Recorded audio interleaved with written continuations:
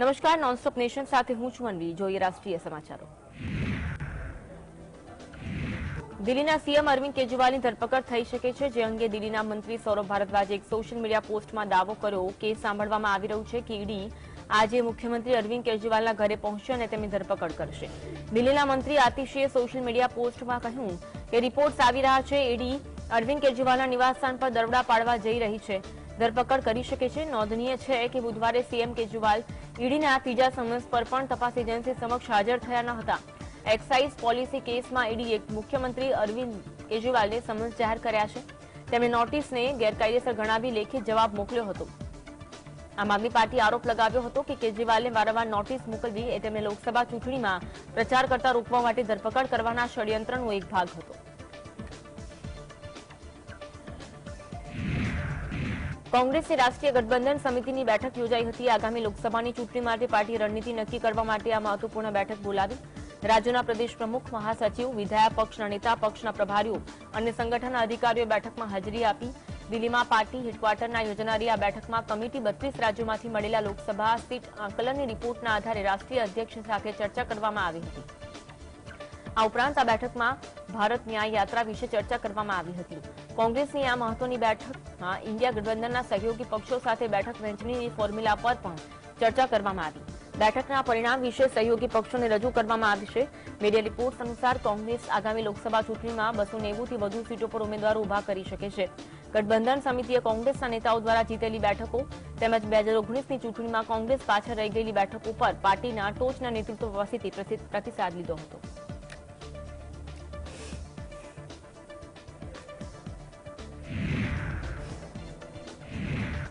આંધ્રપ્રદેશના મુખ્યમંત્રી વાય.એસ. જગનમોહન રેડ્ડીના બહેન વાય.એસ. શર્મિલા કોંગ્રેસમાં સામેલ થયા છે. તેમણે કોંગ્રેસ અધ્યક્ષ મલ્લિકાર્જુન ખડગે અને સાંસદ રાહુલ ગાંધીની હાજરીમાં પાર્ટીનું સભ્યપદ સ્વીકાર્યું હતું. શર્મિલાના કોંગ્રેસમાં જોડાવાથી આંધ્રપ્રદેશ પાર્ટીને વધુ મજબૂત થશે. કોંગ્રેસમાં જોડાવાથી સાથે તેમની પાર્ટી વાયએસઆર તેલંગાણાને કોંગ્રેસમાં વિલય કરવાની જાહેરાત પણ કરી હતી. શર્મિલાએ કહ્યું કે મારા પિતાનું સપનું હતું કે રાહુલ ગાંધી વડાપ્રધાન બને. મને ખુશી છે કે હું તેના માટે કામ કરીશ. એ ખ્રિસ્તી હોવાના કારણે તે મણિપુર હિંસાથી ખૂબ દુઃખી છે. જો સેક્યુલર પાર્ટી સત્તામાં નહીં હોય તો આવું જ થશે. વાય.એસ. શર્મિલા આંધ્રપ્રદેશના પૂર્વ સીએમ વાય.એસ. રાજશેખર રેડ્ડીની પુત્રી છે. રાજશેખર રેડ્ડી કોંગ્રેસમાં હતા, તેઓ મુખ્યમંત્રી હતા ત્યારે વિમાન દુર્ઘટનામાં તેમનું મૃત્યુ થયું હતું. તેમના મૃત્યુ પછી જ્યારે કોંગ્રેસે શર્મિલાના ભાઈ જગનમોહન રેડ્ડીને સીએમ ન બનાવ્યા ત્યારે જગનમોહને પોતાની પાર્ટી વાયએસઆર કોંગ્રેસ બનાવી હતી. It was my father's dream to see Mr. Rahul Gandhi as the Prime Minister of our country, and I am very glad that I am going to be a part in making that happen. Whatever responsibility the Congress party will lay on me, I promise to fulfill that responsibility in all loyalty, integrity and diligence. Uddhav Thackeray સમૂહની શિવસેના નેતા સંજય રાઉતે જણાવ્યું કે કેન્દ્ર સરકાર તપાસ એજન્સીઓનો દુરુપયોગ કરી રહી છે.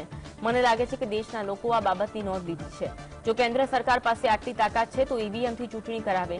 જો કેન્દ્ર સરકાર તપાસ એજન્સી થકી સિટિંગ મુખ્યમંત્રી અરવિંદ કેજરીવાલ અને હેમંત સોરેનની ધરપકડ કરાવવા માંગે છે તો રાજકારણમાં આ તેમની સૌથી મોટી ભૂલ સમાન હશે.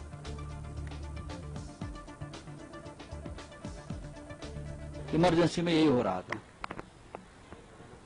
लेकिन इंदिरा गांधी में डेमोक्रेसी के प्रति एक श्रद्धा थी, इसलिए चुनाव से पहले सबको छोड़ दिया. लेकिन ये तो उनसे ऊपर चले गए. जिस प्रकार की तानाशाही सेंट्रल एजेंसी के माध्यम से सरकार कर रही है, मुझे लगता है देश नहीं पूरा विश्व देख रहा है. उत्तर प्रदेश एसटीएफे मुख्यमंत्री योगी आदित्यनाथ અને રામ મંદિરને બોમ્બથી ઉડાવી દેવાની ધમકી આપનારા 2 આરોપીની ધરપકડ કરી. આ મામલે એસટીએફે કટરા ગોડાના રહેવાસી તહરસિંહ અને ઓમપ્રકાશ મિશ્રાની ધરપકડ કરી છે.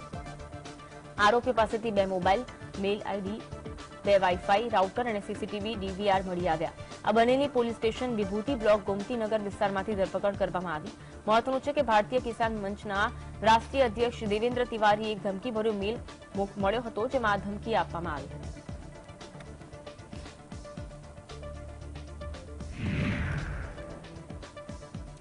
કથિત દારૂ કૌભાંડમાં ઈડીના 3 સમન્સની અવગણના કરનાર દિલ્હીના મુખ્યમંત્રી અરવિંદ કેજરીવાલની મુશ્કેલીઓ વધી શકે છે. ખુદ આમ આદમી પાર્ટીનો દાવો છે કે હવે ઈડી કેજરીવાલના ઘરે દરોડા પાડી તેની ધરપકડ કરી શકે છે. જો કે આ અંગે કેજરીવાલનું નિવેદન સામે આવ્યું, જેમાં તેમણે કહ્યું કે જો અમે ભ્રષ્ટાચાર કર્યો હોત તો અમે અન્ય નેતાઓની જેમ ભાજપમાં જોડાઈ ગયા હોત. તેમણે ભાજપ પર આક્ષેપ લગાવતા કહ્યું કે આ લોકો મને લોકસભા ચૂંટણીના 2 મહિના પહેલા ફોન કરી રહ્યા છે. ભાજપનો ઉદ્દેશ કેજરીવાલને પૂછપરછના બહાને બોલાવીને ધરપકડ કરવાનો છે, જેથી હું લોકસભામાં પ્રચાર ન કરી શકું.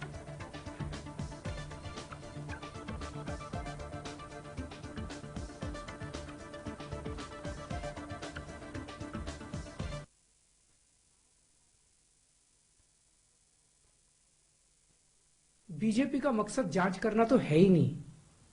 इनका मकसद तो लोकसभा चुनाव में मुझे प्रचार करने से रोकना है. ठीक लोकसभा चुनाव के पहले इन्होंने मुझे सम्मन भेजा है. क्यों? इस जांच को चलते 2 साल हो गए. अभी ठीक लोकसभा चुनाव के पहले मुझे क्यों बुलाया जा रहा है? पहले क्यों नहीं बुलाया? सीबीआई ने मेरे को 8 महीने पहले बुलाया था. मैं सीबीआई में गया था, उनके सारे जवाब भी दिए थे. लेकिन अब ये लोग ठीक लोकसभा चुनाव के 2 महीने पहले मुझे बुला रहे हैं. तो बीजेपी का मकसद कोई पूछताछ करना थोड़ी है. इनका मकसद है पूछताछ के बहाने केजरीवाल को बुला लो और उसे गिरफ्तार कर लो, ताकि मैं लोकसभा चुनाव में प्रचार न कर पाऊं. 2 દિવસના દક્ષિણ ભારતના પ્રવાસે રહેલા વડાપ્રધાન મોદીએ જ્યારે આજે કેરળના ત્રિશુરમાં રોડ શો બાદ જનસભાને સંબોધી. પીએમ મોદીએ જનસભા સંબોધતા ગેરંટીની યાદ અપાવી. જનસભાને સંબોધતા વડાપ્રધાન નરેન્દ્ર મોદીએ વિપક્ષને આડે હાથ લીધી અને કહ્યું કે એલડીએફ અને યુડીએફની સરકારોએ નારી શક્તિને નબળી માની છે. મહિલા અનામતના લાંબા સમય સુધી રોકી રાખી હતી, પરંતુ મોદીએ મહિલાઓને તેના હક આપવાની ગેરંટી આપી હતી, તે પૂરી કરી છે. જ્યારે દેશમાં કોંગ્રેસ અને ડાબેરીનું ગઠબંધન હતું તે સમયે મુસ્લિમ મહિલાઓ ટ્રિપલ તલાકથી પરેશાન હતી, પરંતુ મોદીએ તેને આઝાદી આપવાની ગેરંટી લીધી, તેને ઈમાનદારીથી પૂરી પણ કરી. कांग्रेस की सरकारों ने, एलडीएफ, यूडीएफ की सरकारों ने नारी शक्ति को कमजोर माना. लेफ्ट और कांग्रेस ने लोकसभा और विधानसभा में महिलाओं को रिजर्वेशन देने वाला कानून बरसों तक लटकाए रखा.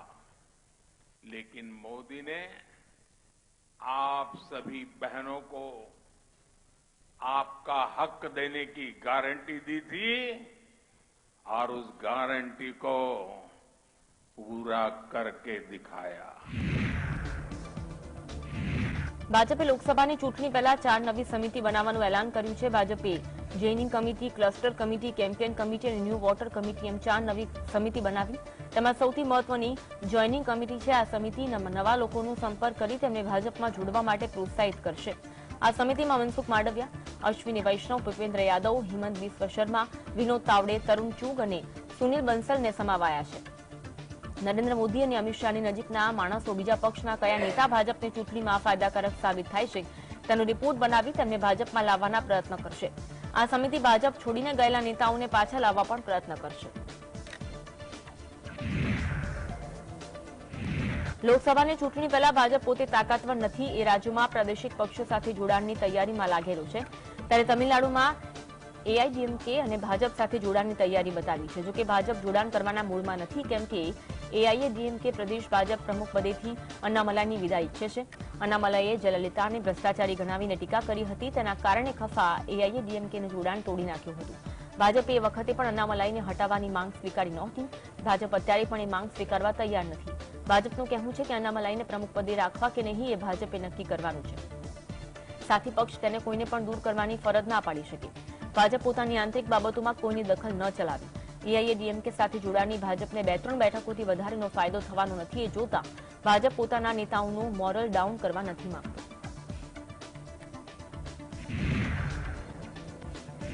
ભાજપે લોકસભાની ચૂંટણી માટે 400 બેઠકોનો ટાર્ગેટ નક્કી કર્યો છે. ત્યારે ભાજપના કેટલાક નેતા તેને અતિ મહત્વાકાંક્ષી ગણાવી રહ્યા છે. મે 2024માં યોજાનારી લોકસભાની ચૂંટણી માટે ભાજપે અબકી બાર 400 કે પાર तीसरी बार मोदी सरकार सूत्र नक्की કર્યું. ભાજપના નેતાઓનું માનવું છે કે સતત ત્રીજી વાર મોદી સરકારની વાત બરાબર છે, કેમ કે કોંગ્રેસ સહિતના વિપક્ષ ભાજપને ટક્કર આપી શકે એવી સ્થિતિમાં જ નથી. પણ 400 કરતા વધારે બેઠકો જીતવી અઘરી લાગે છે. ભાજપ 2019ની લોકસભા ચૂંટણીમાં 437 બેઠકો પર ચૂંટણી લડ્યો હતો. આ વખતે પણ ભાજપ લગભગ એટલી બેઠક પર લડશે એ જોતા ભાજપ માટે 350 બેઠકોથી વધારે જીતવાનો લક્ષ્યાંક વધારે વાસ્તવિક હોય. જો કે ભાજપના નેતા સ્વીકારે છે કે નરેન્દ્ર મોદી ભાજપ સંગઠનને ઊંચું લક્ષ્ય આપી આખરી મહેનત કરવા માને છે, જેથી શ્રેષ્ઠ પરિણામ મળે. 400 બેઠકોનો ટાર્ગેટ રાખવાથી 350 બેઠક સુધી પહોંચી જવાશે એવી મોદીની ગણતરી હોઈ શકે.